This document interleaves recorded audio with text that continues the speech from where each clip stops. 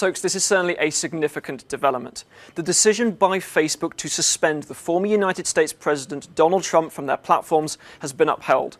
Their decision to remove his access to his Facebook and Instagram profiles, accounts where he had million followers, their decision to suspend him from those has been upheld.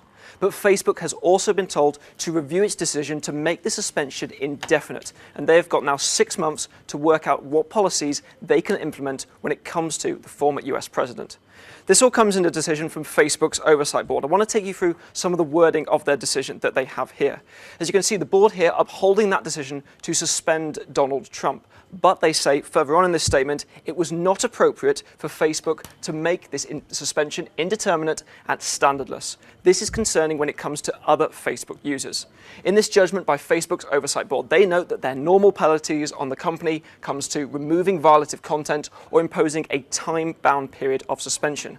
Facebook didn't do this when it came to Donald Trump. This suspension from their platforms was indefinite, and therefore the oversight board have told Facebook to review this decision. Here saying that they insist that Facebook must review this matter to determine and justify a proportionate response that is consistent with their rules, which are applied to other users.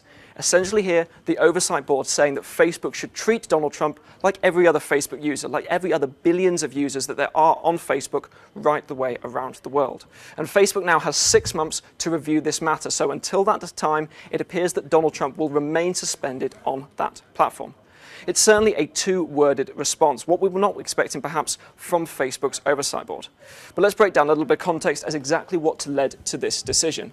Facebook initially suspended Donald Trump following the deadly insurrection of the US Capitol building back on January the 6th.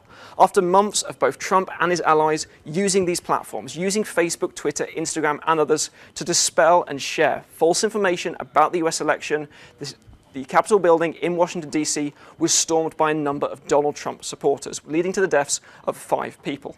Now, hours after that insurrection began, Donald Trump initially posted 2 posts on Facebook, which violated their policies. The first of these was a video in which he urged his supporters to go home, and also, though, expressing understanding as to why they were protesting. A second post essentially being the text to the same idea. Now, Facebook said that those 2 posts in particular had violated their policies and that Donald Trump had incited violence. In a blog post, the CEO of Facebook, Mark Zuckerberg, said on January the 7th, one day after that insurrection, that it was clear to Facebook that Donald Trump intended to use his remaining time in office to undermine the peaceful and lawful transition of power to his successor, Joe Biden. And until Joe Biden brought into power, it did not seem right to them that Donald Trump should remain on their platforms.